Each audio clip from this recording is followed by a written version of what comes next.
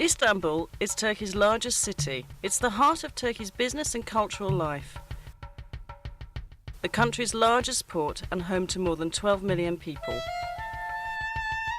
Byzantium had a superb location on the Bosphorus, the broad strait that connects the Black Sea with the Sea of Marmara and the Aegean. Roman Emperor Constantine I chose Byzantium as his new imperial capital. He ordered his builders to construct a great city of wide boulevards, spacious public squares and grand palaces. It was designated as the New Rome in 330 AD and named after him, Constantinople. 2 centuries later, in 537 AD, Emperor Justinian the Great inaugurated his greatest building project, the Church of the Holy Wisdom, or Hagia Sophia. Set on a hill overlooking the Bosphorus, right where the pagan temple of Byzantium once stood, the great church was the largest and most magnificent building in the entire world at the time. The Byzantine Church of the Holy Saviour of Ankara, built in the 11th century, is very different. A small, beautifully decorated church that was built as the centre of a monastic complex. Located near the city's massive land walls, it boasts the finest Byzantine mosaics in the entire region. The frescoes in the Paracelsian chapel were the product of a new Byzantine art movement, which paralleled the Italian Renaissance. The church is now a museum. Near Hagia Sophia was the city's hippodrome, a place for public games, tournaments, chariot races and special events. Along its spina, or central dividing line, are the great relics of the past. An Egyptian granite obelisk brought by ship from the Nile. A bronze serpentine column, once topped by 3 serpent heads.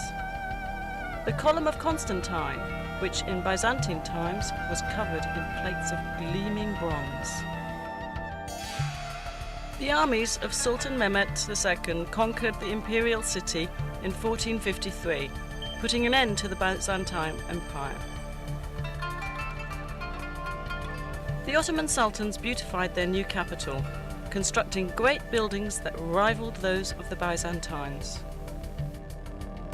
The Blue Mosque, built by Sultan Ahmet I in 1616, was set next to Hagia Sophia so that people could compare the 2 artistic achievements.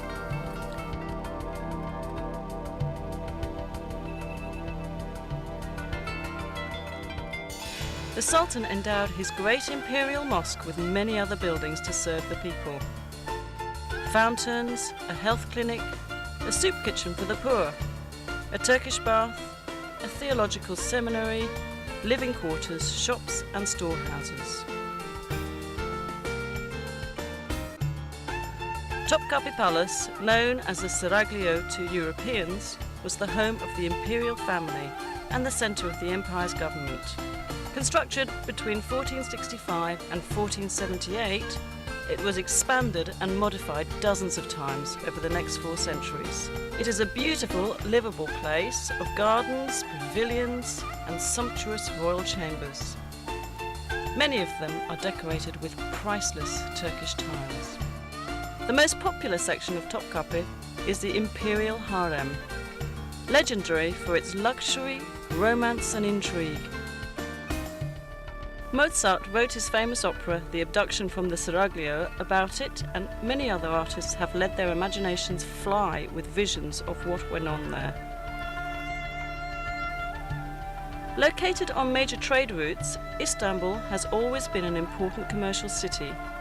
The Grand Bazaar, with its 4,000 shops, is among the world's most fascinating markets. It's truly a small city in itself.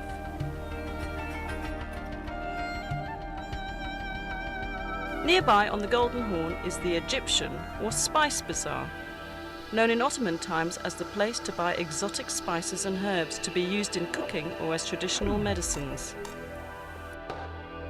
Crowning a hill overlooking the city is the Süleymaniye, or Mosque of Sultan Süleyman the Magnificent, the largest of Turkey's imperial mosques.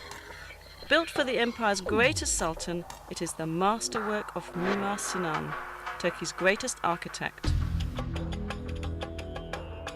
The region around Istanbul is filled with fascinating places to visit on day trips. Take a fast ferry boat voyage south across the Sea of Marmara to visit Iznik, known in ancient times as Nicaea. Iznik is known today for its agriculture, but it has a deep romantic history. Ancient Nicaea was an important political, cultural and commercial city surrounded by powerful city walls which survive to this day. The early Christian church held two important ecumenical councils here. At the first council of Nicaea, held in the year 325 at the church of Hagia Sophia, theologians set the stage for the adoption of the Nicene Creed. A short drive south of Iznik brings you to Bursa, a large and growing city clinging to the side of the Bithynian Mount Olympus. Bursa was already ancient when, in 1326, the Ottoman Sultans chose it as the first capital of their rapidly expanding empire. They beautified their new capital with fine public buildings, including the Ulu Cami, or Great Mosque. Dating from 1396, it is the oldest Ottoman mosque still standing. A quarter century later, the Green Mosque was built. Its style is different from that of the Arab-influenced Ulu Cami.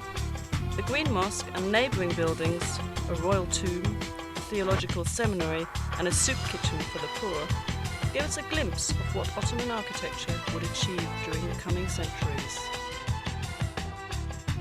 Since ancient times, Bursa has been at the centre of Anatolia's silk trade. Much of the trading takes place in the historic Kozahan. The ultrafine silk thread is dyed and woven into brightly coloured Bursa scarves, shawls, blouses and other garments.